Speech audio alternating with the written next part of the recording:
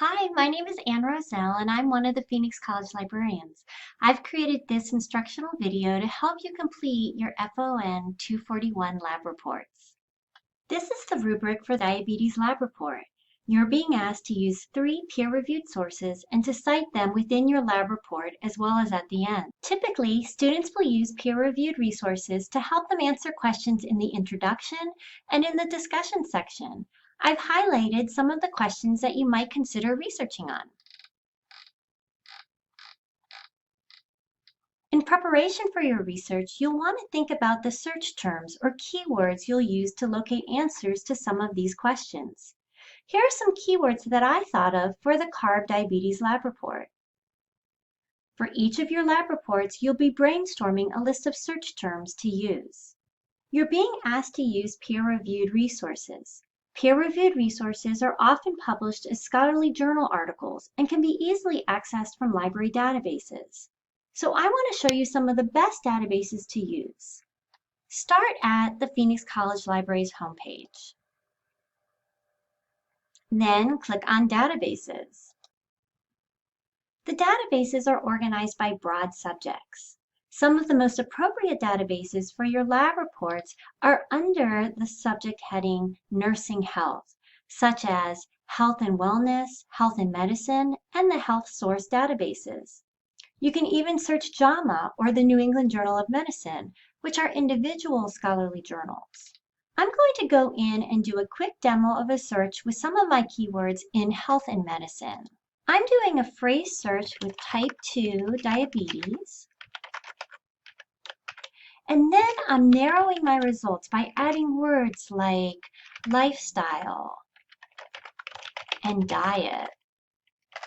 Be sure to limit your results to peer-reviewed journals. I'm also limiting by full text so that I can read the entire article. This third article about low carbohydrate and high fat diets interests me, so I'm going to click on it.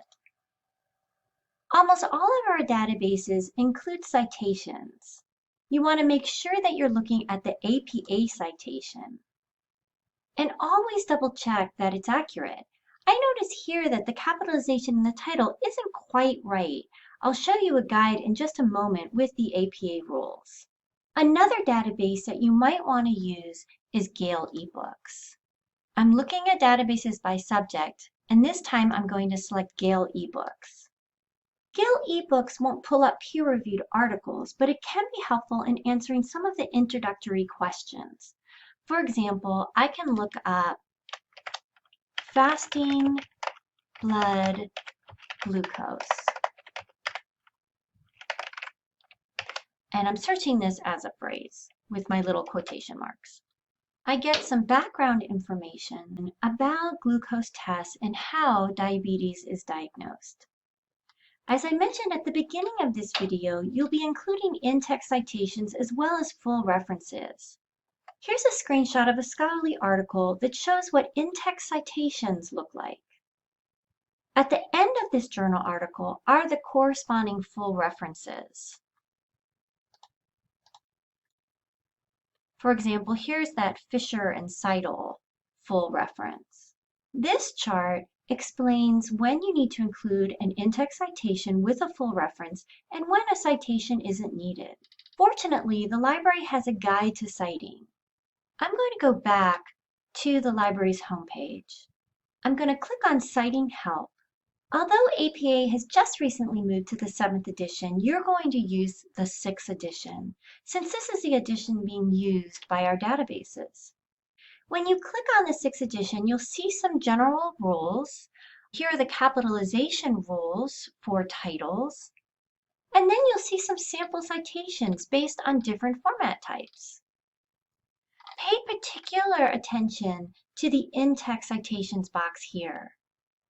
If you'll be using a lot of sources to write your lab reports, you might want to consider using Noodle Tools.